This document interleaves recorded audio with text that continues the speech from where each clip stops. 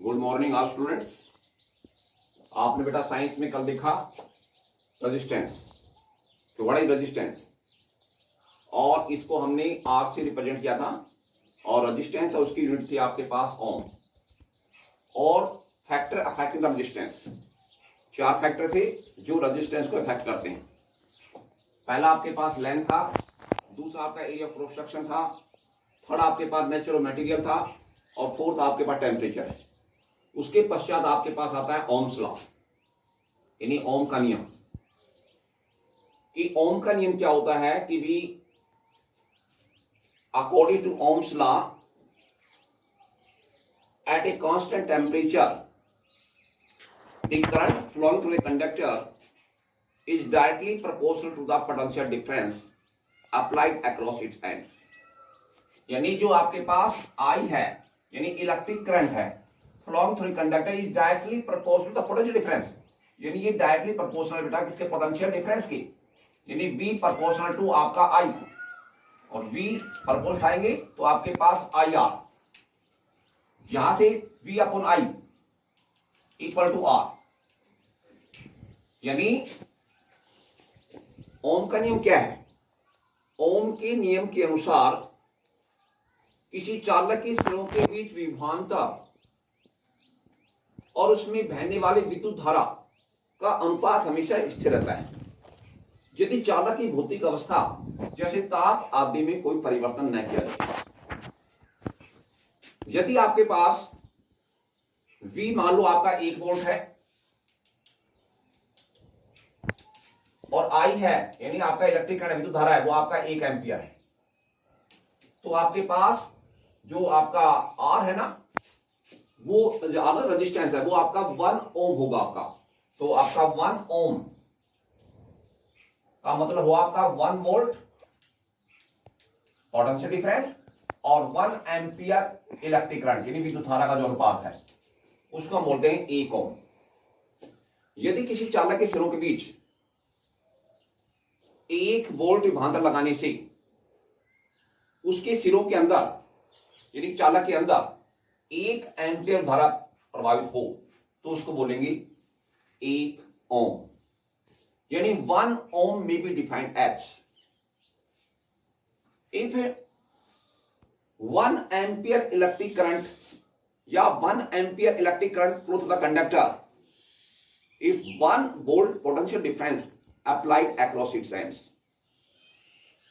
1 ohm may be defined as when 1 ampere electric current flowing through a conductor if 1 volt electric potential applied across its ends, तो उसको बोलेंगे बेटा 1 ओम यानी 1 ohm. अब हम how we experimentally prove the Ohm's law, कि Ohm's law को हम कैसे सिद्ध करेंगे। Experimentally prove the Ohm's law. तो ओम्स लॉ को प्रूव करने के लिए हम इसको सिद्ध करने के लिए क्या करेंगे बेटा, आपके पास ये कोई आपके पास कंडक्टर है, आपके पास चालक तार है बेटा एक्स वाई, ये आपके पास बेटा एमीटर है, ये आपके पास लेते बैठ लेते बेटा आपका, ये आपके पास रियोस्टेट है RH, ये आपके पास कंडक्टर है आपके पास एक्स वाई, इसके अक्रॉस आपके पास पोटेंशियल डिफरेंस है वोल्ट मीटर हो गया आपके पास, ये आपके पास Q बेटा, ये बैटरी बेटा।